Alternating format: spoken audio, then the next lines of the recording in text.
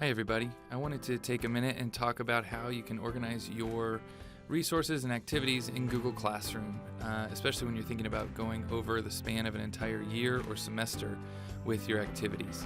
So you can see here I've got my classroom set up and I've already put some information into it, but I wanted to just touch on really the best way to organize your classroom is the use of topics here on the left-hand side. You can see I've got a few topics here that I've already created based on my activities. The topics allow you to filter the information that you are presenting to your students. So I can click on Unit 1 Google Classroom and only the activities that are tagged Unit 1 Google Classroom will now show up. So it filters out the stream so I'm not as overwhelmed with everything that is listed here on the screen.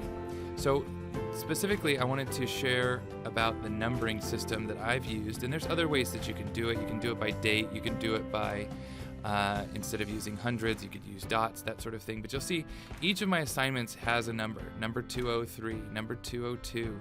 If we scroll right down to the bottom, I've got 101. So in my organization, what I am using with this 3-digit number is the first number is the unit number, so Unit 1, and then the second two numbers are the activities within Unit 1.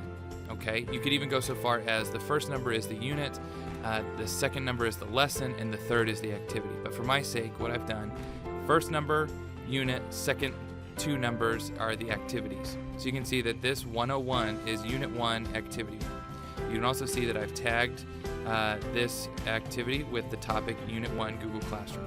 So if I clicked on my Unit 1 Google Classroom, you can see I have 3 activities, 1, 2, and 3, all numbered with 103, 102, 101. So I know that they are all, if I came across them in the mainstream, they would all still have the same numbering system. So I can still see that it's Unit 1, Activity 3, even if I'm not in the specific topic filter. Now, the other thing that makes this really helpful is on the back end with when you're collecting information from your students or activities. So you can see from another class here that I've got, I've got my numbers here and it's all in numerical order.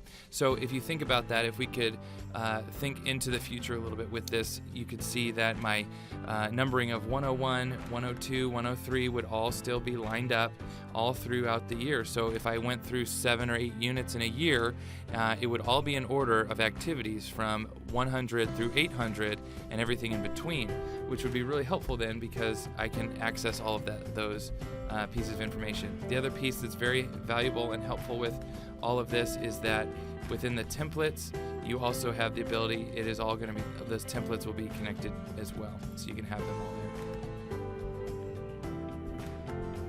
Okay, so I hope this helps in your organization as you think about using Google Classroom and moving ahead into your next school year. It's really simple to organize. It really comes down to creating a system that makes sense to you that you can communicate to your students. So if you have questions, please feel free to reach out to one of your DLSs, and we hope you have an excellent day.